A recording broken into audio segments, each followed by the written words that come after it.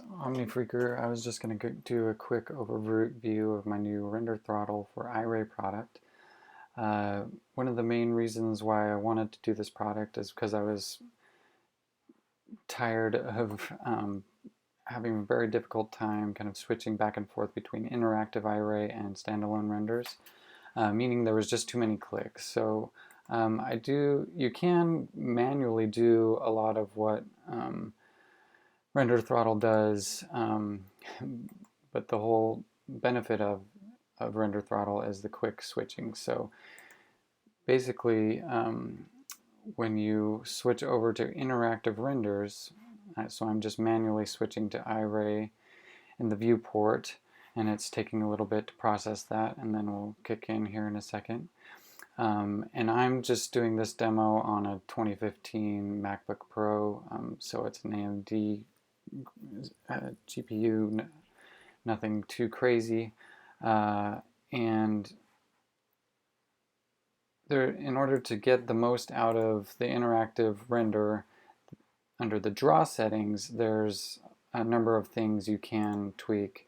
So there's actually an interactive draw mode. You can switch from photoreal, which has a different, more accurate look, but it's a little slower. There's different kind of optimizations you can do that only apply to the viewport. And then under the render settings, there's a number of these, the render settings that apply also to the viewport. So what I was finding is that I was having to just do a lot of clicks every time I switched back and forth because I wanted my interactive render responsive. I usually turn down the max samples quite a bit for interactive renders, just so my fan wasn't always running and that kind of thing. But this Render Throttle will do that all for you in a single click. So I'll go ahead and go back to texture shaded how I was, and then what Render Throttle gives you is, so this Render Throttle install actions, you'll just run it once, and then it will install all these buttons for you. There'll be 7 buttons, 3 interactive presets, 3 render presets, and then they also get installed under this render menu, and also a way to reset everything it does back to kind of Daz defaults, Studio defaults. So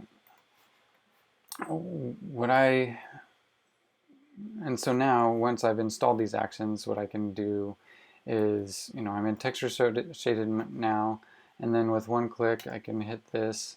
It flips to Iray Interactive, sets a bunch of draw settings, applies a render settings preset, and then starts the render. And so it really is saving you a lot of clicks, saving you a lot of headache in thinking of how to optimize, since it gives you a low, medium, and high. This low, in low mode, it is in interactive draw mode as far as the draw settings go, and the max samples are low, and various other things are tweaked. And this is, pretty responsive.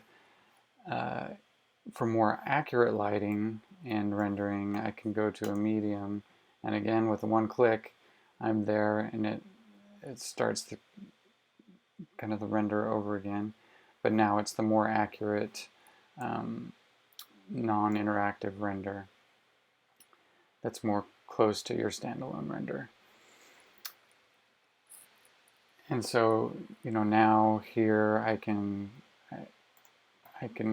do any of those things that you normally would do in an interactive render. You can change the lighting. You can go and actually, turn on and off lights, and it'll update and adjust light values.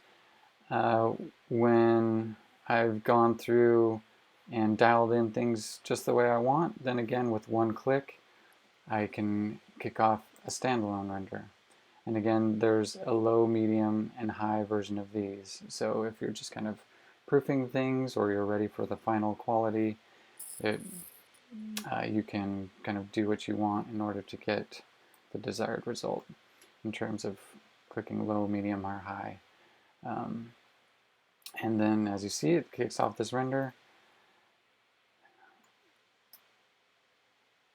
And if I say, yeah, if I see there's further tweaks I want to do, I can go ahead and cancel that. And then again, with the single click, fire up the interactive again with totally different settings, totally different render settings and draw settings. Daz Studio does not give you a way to apply draw settings preset. So that is one of the things that Render Throttle gives you, is a way to quickly change your draw settings as well as your render settings and kind of flip this at the same time. So that's Render Throttle.